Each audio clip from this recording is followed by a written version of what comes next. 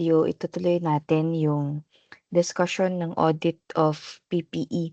I think ang hindi na lang natin nade-discuss dito are the illustrations, right?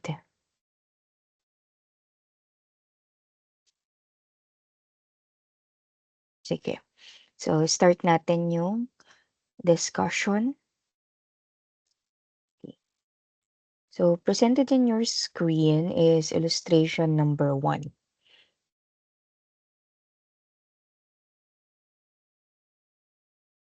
Hold on.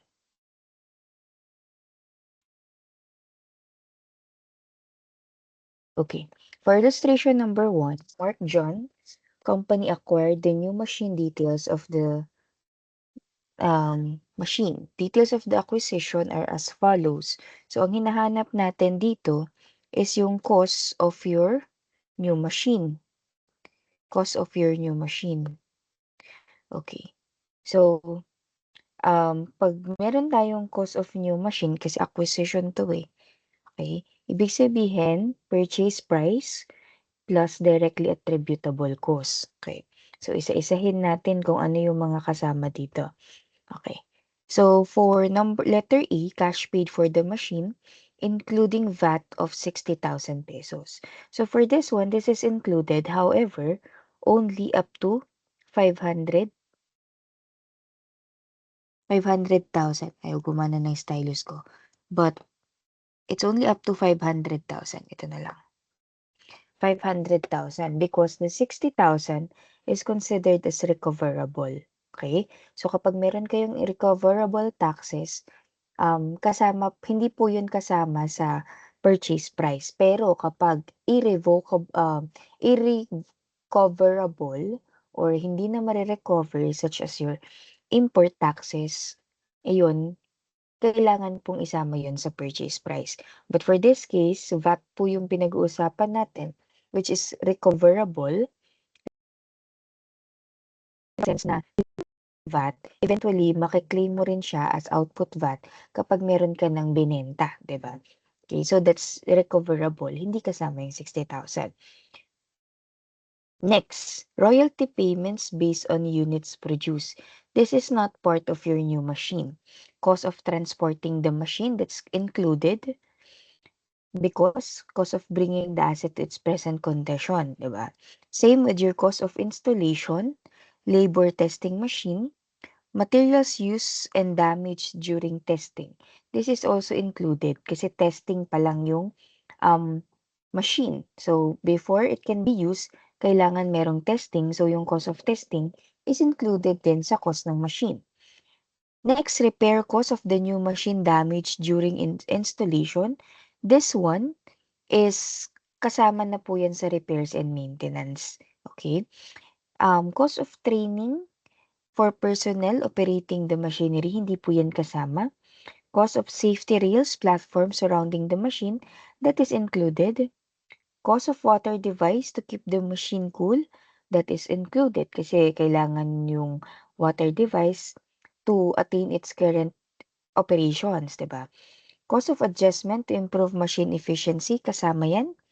Estimated dismantling costs required by the contract, kasama po yan. Cost of removing old machine, hindi po kasama yan.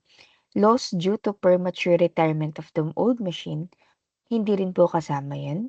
Gratuity paid to the operator of the old machine laid off, that is also not included. So yung mga chinikan lang po natin, but take note for this one, 500,000 po dapat. Yun lang po yung kasama sa cost ng machine. Okay?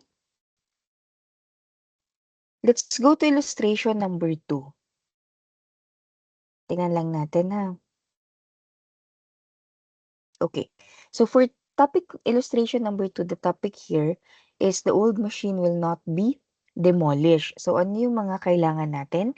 Assume that the acquisition date, land and building have fair values of 9 million and 3 million. So dito, may idea na kayo, allocation lang po ito ng cost. Ay magkano yung i-account ninyo sa land, magkano yung i-account ninyo for building. For case number 2, assume that on the date of acquisition, the old building has a minimal fair value. Okay. Okay. So, let's go to case number 1. So, assume that the acquisition, the land and building, have fair values of 9 million and 3 million respectively.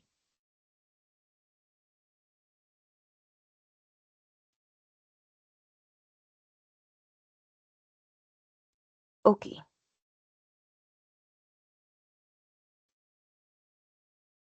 Magkano ba yung acquisition cost?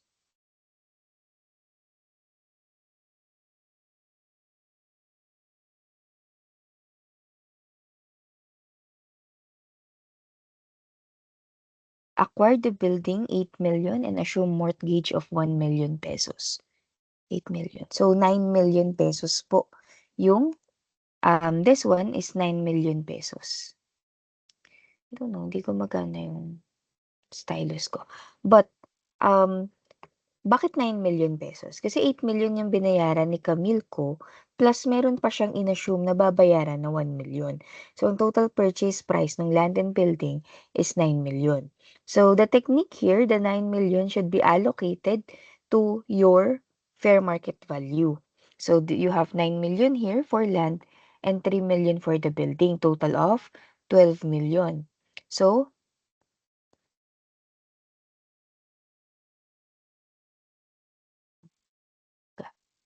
anyways, that's 12 million. So, 9 million times 9 over 12, yun po yung magiging cost ng inyong land.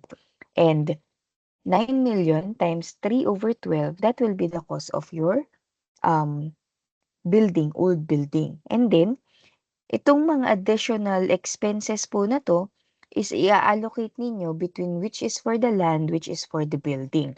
Okay. Yung draining cost natin, this is included in your land. Okay? Cost of the option for the acquired properties, this will be allocated. Okay? Allocated between land and building using the fair market value. So, 9 over 12 kay land, 3 over 12 kay building. Okay? So, hahatiin nyo po ito. Kasi dalawa silang nakinabang dyan. Also, with your screw fees, this should be allocated between land and building. Broker's fee, allocated din po yan. Cost of relocating and reconstructing the property to others to acquire the land, this is also allocated. Okay?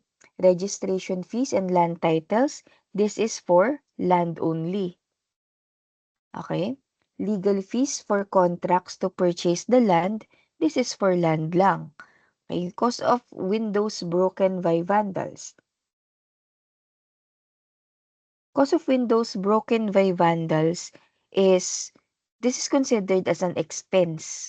Hindi po yan i-allocate kay land and building. Okay?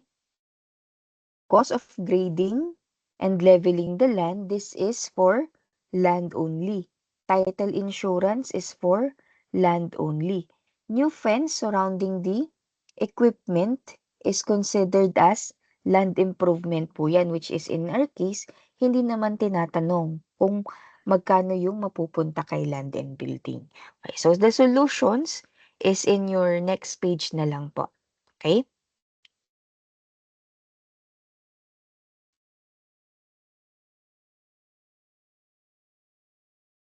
Okay, let's proceed to illustration number 3. New building will be used as PPE. I think these are just the same lang din for 1 and 2. So, lagpasan na lang po natin yan. Let's go to another topic which is your depreciation. So, alam naman ninyo na yung depreciation, that's the utilization ng inyong property, plant, and equipment.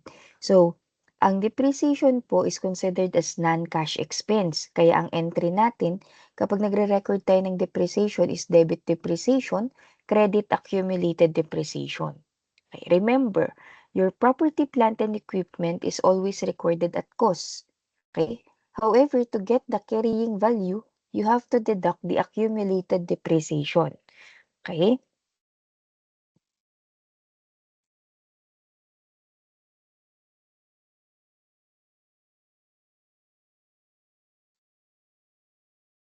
Okay, so tingnan natin, illustration number 4. On January 3, 2022, Nepo Mall is actually a mall in Pangasinan.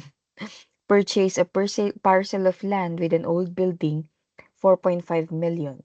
The company appropriately computed the cost of the building and land at 3 million and 1.5 respectively. The building is estimated to have a remaining useful life of 5 years. On January 1, 2023, the company decided that it would demolish the old building to make room for the new one starting January 1, 2024. The construction of the new building began 2024 and ended December 2024. The following costs are incurred during the construction period. So meron tayong demolition cost and the cost of the new building. And meron din tayong building permit fees. So our cases are, assume that the new building is to be used as property, plant, and equipment. Magkano yung magiging depreciation expense natin for this year? Assume that the new building is to be used as investment property. Magkano yung depreciation natin for the following years? And number 3, assume that it will be an asset held for sale in the ordinary course of business. Okay. So, una muna, doon tayo sa if it will be used as property, plant, and equipment. 2024 po nagsimula yung new building. Okay? So, ang depreciation expense natin for 2022, kasi hindi pa yan yung new building, doon muna tayo sa bagong purchase.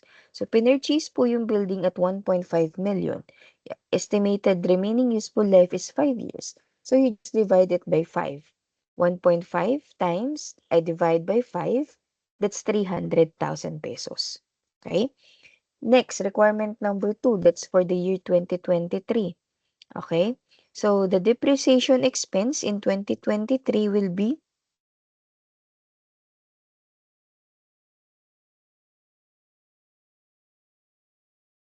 okay. So, for requirement number 2, kung mapapansin ninyo, yung whole amount na remaining for the old building is recorded as depreciation expense. Bakit? Kasi po, ng 2023, there is a decision na that a new building will be erected at ang old building ay i-demolish.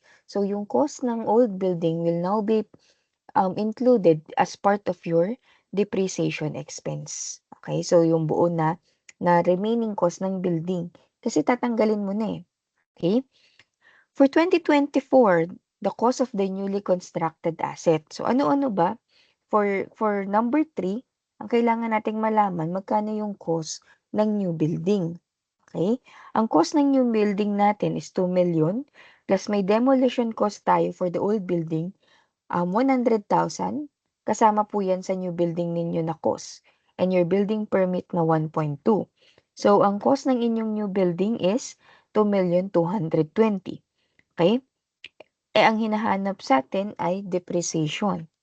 But, I think, hindi ata nabanggit dito kung ano yung magiging useful life nung new asset natin. So, kung merong useful life, you just divide it by the useful life. Yun yung magiging sagot for number 3. Okay? Hindi po nilagay dito. Walang sinabi kung ano yung useful life kasi kaya cost of new building lang yung nilagay niya sa number 3. Pero hindi, tama. Yun naman pala ang requirement. Okay. Total cost of the new building constructed. Kasama yung demolition cost kasi hindi naman i-demolish yung old building kung hindi dahil itatayo mo yung new building. Okay?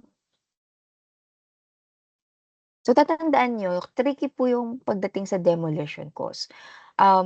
Kapag po ang purpose nung demolition cost is para i-prepare yung land, you have to account it to the land.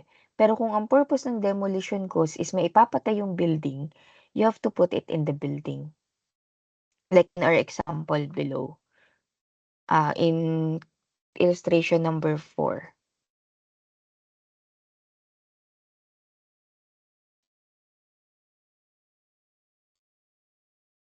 Teka, parang hindi.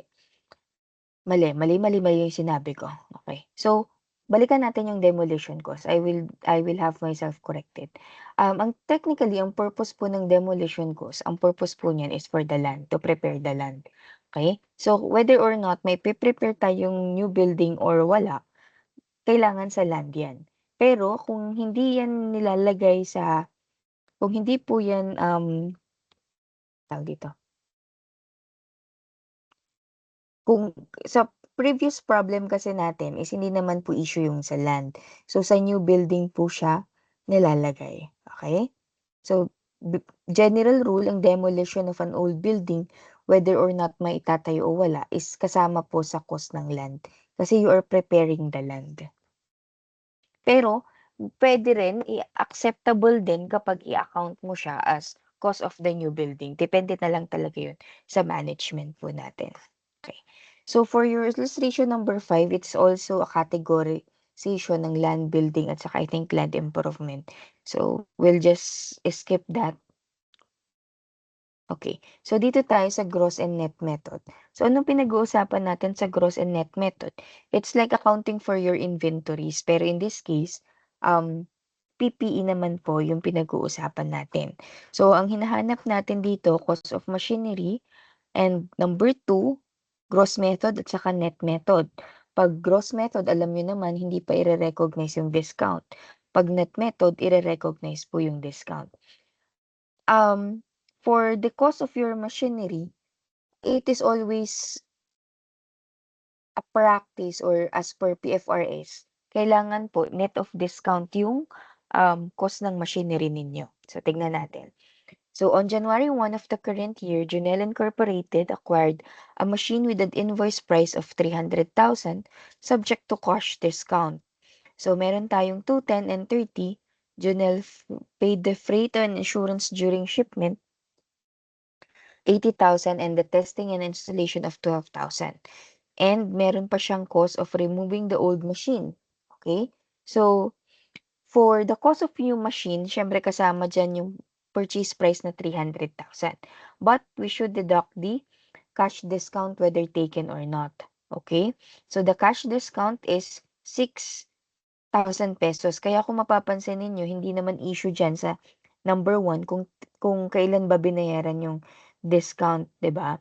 Kasi it's the rule is that technically kapag bumibili ka ng machinery, you will have to pay for it the earliest possible time. Accounting perspective kung saan ka mas makakatipid. Kaya siya meron yung whether the cash discount is taken or not. So 2% ng 300,000 is 6,000. So, cash price equivalent is 2,294,000 plus mo yung freight and insurance na 80,000 at saka yung cost of installation, 12,000. Hindi natin dinadagdag yung cost of removing the old machine because that is considered as an expense na. Okay? So, your cost of machinery is 386,000. You just go through the difference between journal entries ng gross method at net method. It's easy for you because the same concept lang din applies to inventories. Okay, illustration number 7. So we have deferred settlements. When we say deferred settlements, installment po ang pinag-uusapan natin dito. Alright? Okay. So tingnan natin. So on January 1, 2024, Bryce Company purchased a machinery for 30,000 exchange for a note. The prevailing note of interest is 10%. A new machine was damaged during its installation and the repair cost amounted to 30,000 pesos. Okay. So anong hinahanap natin? In case number 1, assume that the machine has an available cash price of 3,319,016 and meron siyang biniling note. Pero dyan pa lang, pagtatanungin na kayo, magkano yung cost ng machinery, syempre yung cash price ang kukunin ninyo. Alright? For case number 2, wala naman siyang, kaya yan naka-debit siya sa machinery. Kasi yan po yung cost ng inyong machine. Ayaw talagang sumulat. I don't know. sa cost, yan ang cost ng machine, 'di ba parang nagiging Chinese na. Cost ng machine yung cash price. In case number 2, the machine has no available cash price pero meron siyang note interest-bearing note of 4 equal annual installments of 75,000. Payment was made on December 31, 2024. Okay.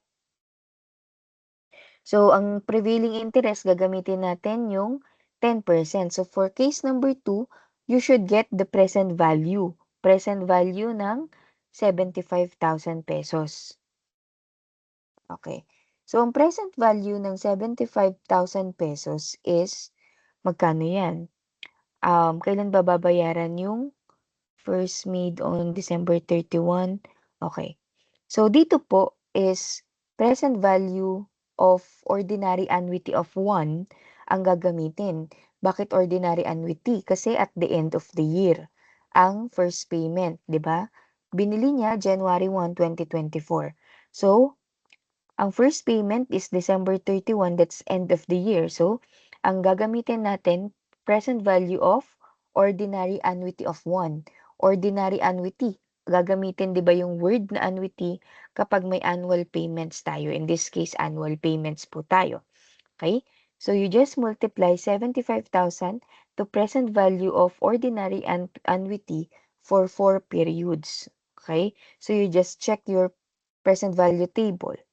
That's 237,740. Okay? You check your tables. Tignan natin para mas madali. Hold on a bit.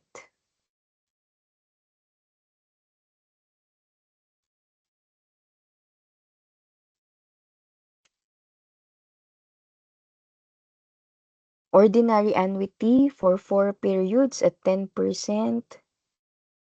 That is 3.1699. Okay, so let's multiply 7,075 plus 3 point, ano na daw? 3.1699. Okay, so that's 237,742. So, saan ko kinuha yung table? You use your cellphone, search present value of ordinary annuity table, and then lalabas na po yan dyan sa inyong screen. Go to the column ng 10%, and ang period dapat is 4 per 4. So, that will be 3.1699. You multiply it to 75,000. So, guys, since you're already in third year, dapat alam nyo na kung kailan ginagamit ang present value of 1, present value of ordinary annuity, present value of ordinary or annuity due. Tatlo yan, ha? So, just a recap, yung present value of 1, ginagamit yan kapag one-time payment. Okay? One-time payment lang, hindi installment. Yung present value of ordinary annuity, ginagamit yan kapag installment, annual payment, at yung first payment as is made at the end of the first year. Pag present value of annuity due, okay. Ang technique ko diyan, pag annuity due, ibig sabihin, yung first installment due agad, beginning pa lang ng contract ninyo. Okay? Ito yung may mga down payment na agad. Okay? That's annuity due. Okay?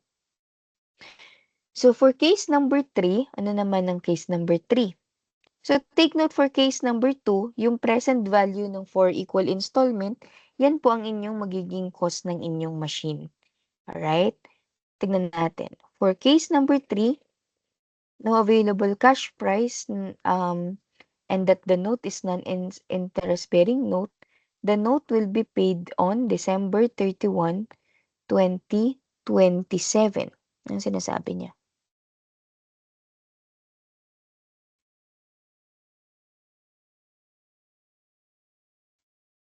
The note will be paid on 2027. Ibig sabihin, this is a one-time payment. Okay, so magkano niya babayaran?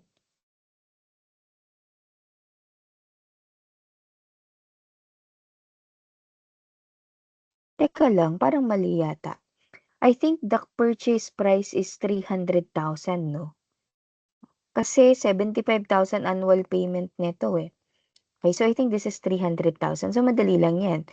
Okay, so 2027, from 2024 to 2027, ilang taon 'yan?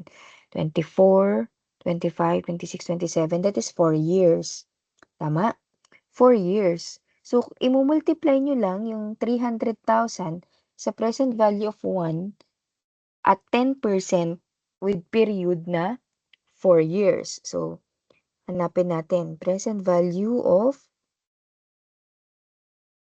1 kasi one-time payment, eh. Okay. So ang present value of 1 table natin,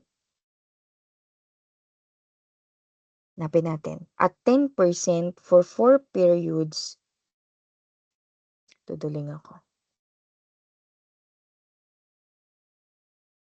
That's 0.68301. 0.68301. So para makuha niyo yung present value nun, you multiply 300,000 to 0.68301. Okay, so natin. In your case number 3, dito dinrap niya na yung 1. The cash price equivalent is 204,900. So this one will be your cost of machinery. Alright? Cost of machinery na po yan. Okay? Next, issuance of shares. So tapos na tayo kapag liability. Ngayon naman is issuance ng shares.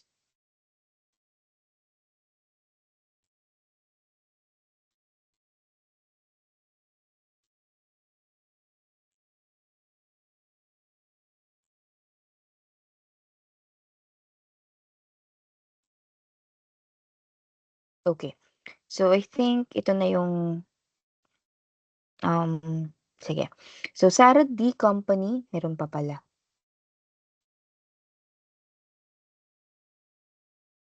Dali lang.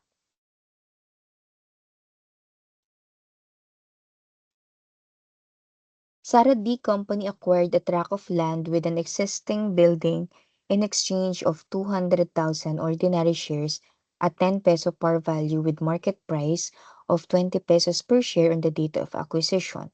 The last property tax indicated an assessed value of 200,000 for the land and 120 for the building. However, the land has fair market value of 550 and the building has no determinable fair value. Shortly after the acquisition, the building was raised at 9,000 pesos in anticipation of the new building. Okay? So, ang kailangan natin is how much will be the cost of the assigned to the land. Okay. So, for the cost of the land, ang gagamitin po natin dyan, kasi hindi naman natin ma-determine kung magkano yung i-allocate natin between the land and the building. Okay. So you just use the market price ng inyong shares. So ang in exchange natin sa land is 20,000 ordinary shares and then we have a market price of 20 pesos. So that's 20,000 times 20, that's 400,000. However, take note, meron pa tayong ni-raise na building. So may dinemolish tayong building, and as I've said earlier, general rule, nilalagay po yan sa cost ng land.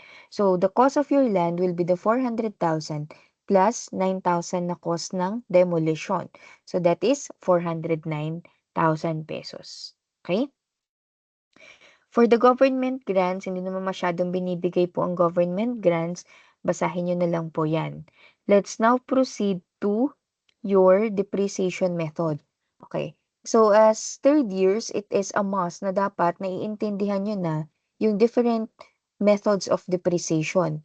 I will let you review on this one, pero bibigyan ko lang kayo ng tips kung ano yung mga dapat ninyong alalahanin regarding the different methods of depreciation, lalong-lalo na sa declining balance method.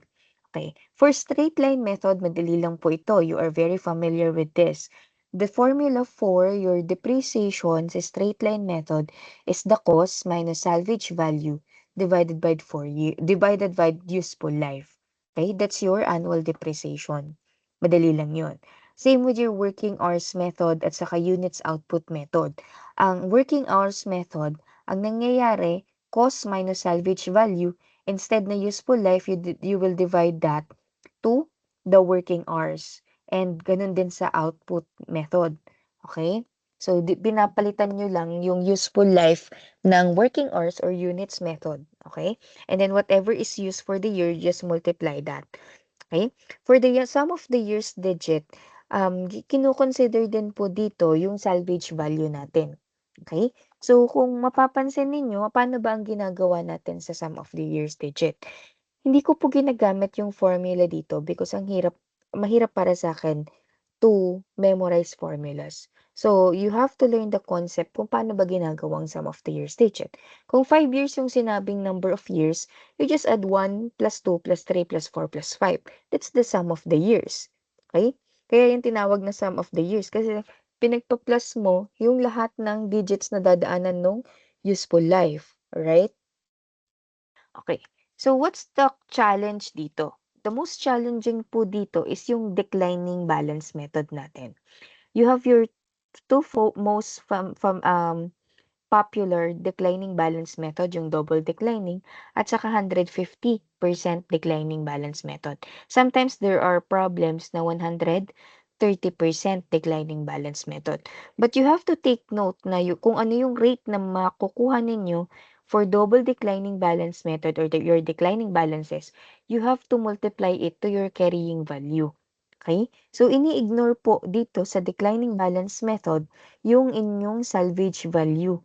It is just being considered at the end of the period na or life na nung asset. But beginning ng pag-depreciate mo, hindi mo po ginagamit ang salvage value.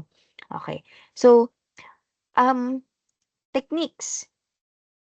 For your declining balance method, it is important for you to know kung paano ba i-convert into percentage. Alright? So, sometimes, ang binibigay po dito ay yung parang problem ng straight line. Okay? So, the technique for you to convert a a rate, kunwari, ang binigay lang sa inyo ay useful life, walang rate. Okay? The technique is you divide 100 by the useful life. That's the straight line rate. Okay? So, for example, um, 5 years useful life ang sinabi, tapos you depreciate it to double declining. So, challenge yun sa inyo kasi hindi nyo alam kung magkano yung rate. You just divide 100% to 5 years. So, ang straight line rate ninyo will be 20%. Okay? Since double declining yun, you multiply it by 2. Ibig sabihin, 40% ang declining rate natin. So, you multiply 40% to the carrying value. Okay? Kapag 150%, edi you multiply 20% to 1.5. Ibig sabihin, 30% ang 150% declining rate natin.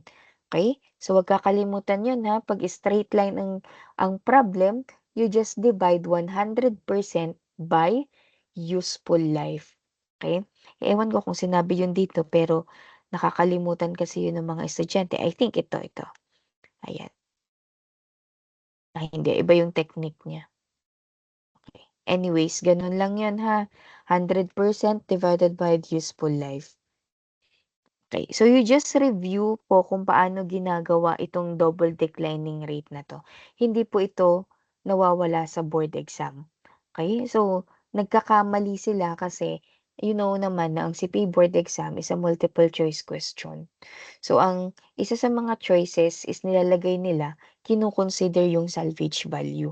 But for declining balances method, hindi po kino-consider ang salvage value. If you want to study it better, go to the book of Valix ng Intermediate Accounting 1 and then you look how, get yourself familiarized kung paano po kino-compute ang double declining balance depreciation. Okay? So, it's worth your minute na balikan po ito sa Valix. Promise.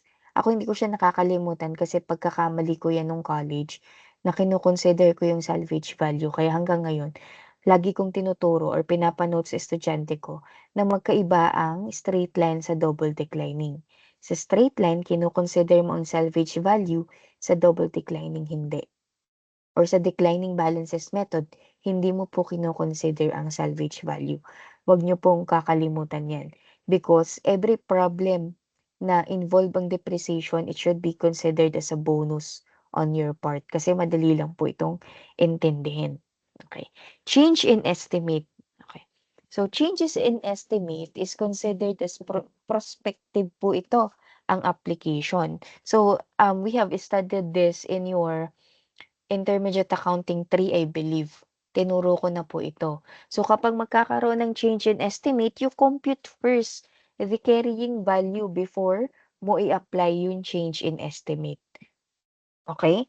You compute first the carrying value before mo i-apply ang change in estimate. Okay?